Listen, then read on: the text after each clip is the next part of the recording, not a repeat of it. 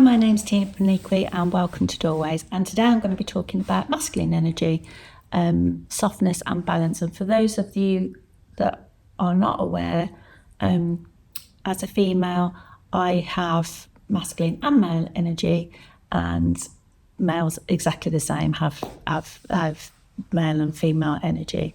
And basically the male energy is the doing side, simplistically, and then the female is more the receiving side, the softer side. Like the moon is the female and the sun is the male. But I want to talk about it because I worked in a very, very male-dominated industry. I worked in the construction industry for over 25 years, and for a long time I forgot how to be soft.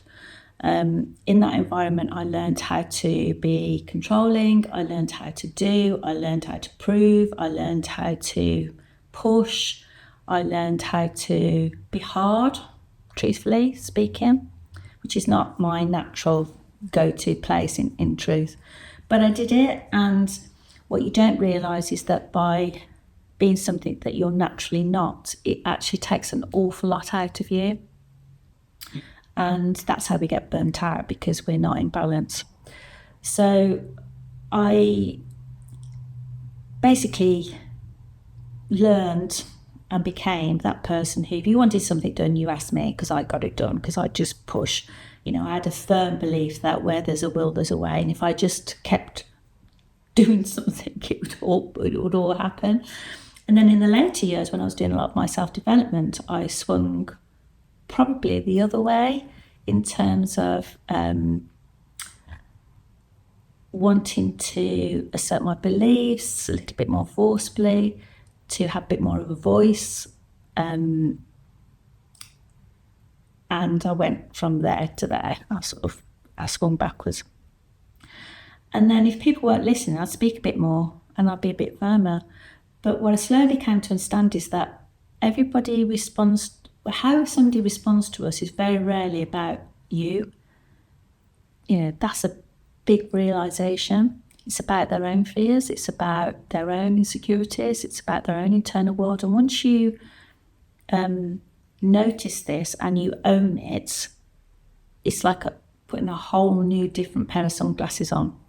So the only thing that you are ever responsible is speaking your own truth, and how it lands, how it's received, how that, basically any of that is not your responsibility.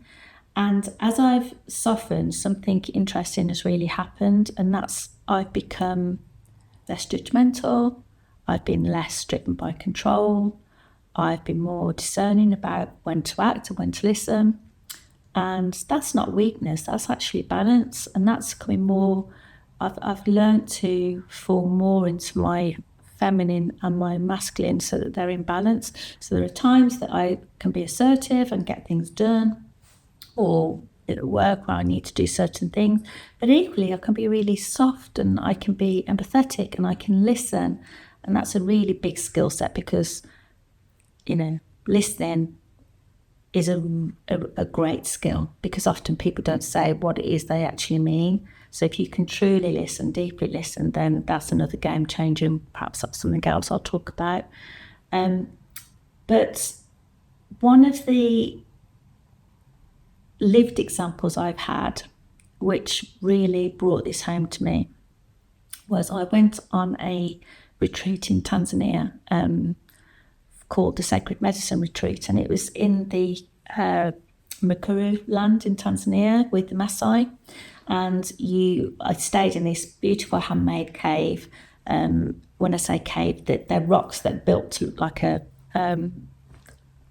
cave, but they're beautifully decorated internally, and they've got beautiful, got flushing toilet and shower and everything. But the front of it is open to the land, and you just overlook Kilimanjaro. But these warriors, because that's what they are, Maasai warriors, are men who are walking around with machetes. They lead a hard life. They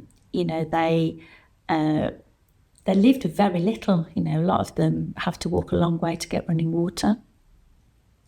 And yet I've never felt so safe, so held, so nurtured in a male environment. And I went with two other women. Cindy was hosting the retreat and Sigrid, my friend. And there was just three of us, and we're in the middle of this bush, which is like 3 hours from anywhere. You just go that way and it's 3 hours from anywhere. No phone signal. Tanzania doesn't have any fences for its wildlife, so you could have scorpions, snakes or anything come into this cave or where you're walking or anything. But I've never ever felt so safe and nurtured by these warriors. Little things, and they are little things, but just using them as a prime example. Like, we were walking up this mountain. I'm doing myself a disservice here. It was a mountain. It took us, I think, about 3 hours to walk up, and we were going to do a cacao ceremony at the top of it.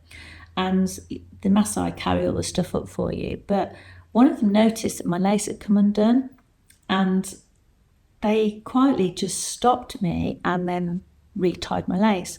And this was really personal to me, because I went out with somebody who was forever moaning at me about my lace coming undone. Or was I a child and could I not do up my laces? It's just a thing. I know how to tie up laces, but I don't double knot them, so they tend to come undone. And then when we were huffing and puffing up this mountain, because it was a mountain, Makuru Mountain actually, they'd said poorly, which means sorry. Basically, when you're huffing and puffing, they were sorry that you were feeling out of breath. And then when we'd go and do something like a ceremony or something, they'd go and set everything up, and they'd guide you there, and they'd move twigs out the ways and bushes and all these different things. And then they'd miraculously disappear. It was really weird. You didn't see them walking off, they'd just disappear. And then when you'd finished, or when you'd finished meditation or quiet time, reading, journaling, wherever it was, they just reappeared to take you back again and escort you safely to the, back to the caves. Now, you could be a bit cynical about this and say they're paid to do these things, but they're not paid to notice. And they were incredibly soft in terms of gentle, and yet they're warriors. And they've got this, it really touched me deeply actually, that I'd never felt so safe and held in a masculine environment than I did in the middle of this bush, in the middle of nowhere, with people who, some of them couldn't speak English, some of them did, some of them didn't. But I just felt safe, and it was an incredible feeling in truth. So whilst masculine energy is about doing, female energy is about receiving, both are essential for all of us, men and women. Both, to be in balance is to have both. But when everything becomes about pushing or proving, especially for women, we lose ourselves, we lose part of our identity, and we just lose a huge chunk of ourselves. And it's the same with the men, not that I am a man, but I suspect that they lose part of their selves by always trying to be in this masculine energy and don't know when to be soft. So we have a lot to learn from this in a boardroom.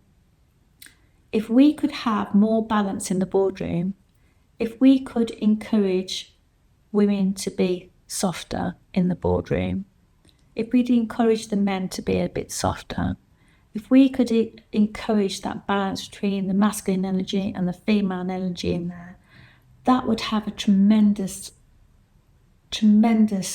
effect on business. And then not only just on the business, but everything starts from the top. So if the boardroom can behave that way, then that will ripple into the managers into their teams, into the staff, but not just the people who work in that company. It will have an effect on their families as well. And that's a tremendous thing that I feel really passionate about, because I have lost myself in the boardroom. I don't now.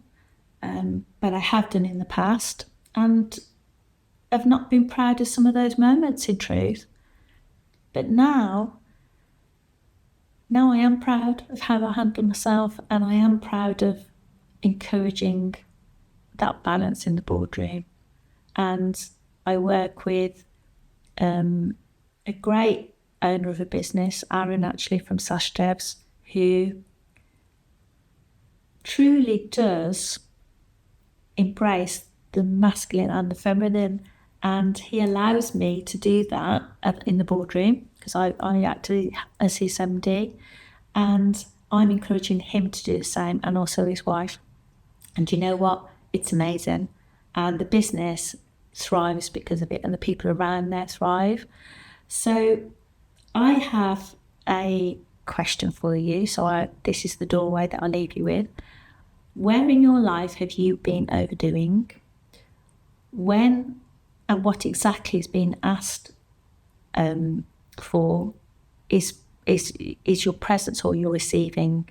And what might change if you tried and trusted yourself to know when to act and when to soften? That's what I'll leave you with.